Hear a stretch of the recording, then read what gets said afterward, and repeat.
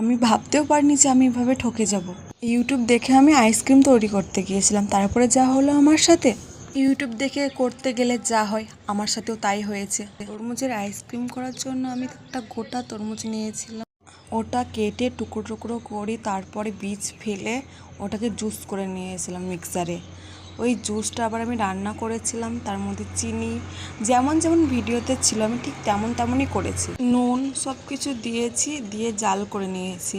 কি হয়েছে বলো তো, আমার সাথে জাল করতে করতে নিচটা জল হয়ে গিয়েছে, উপরটা লাল আছে, মানে নিচেরটা একদম সাদা হয়ে গেছে, উপরেটা লাল।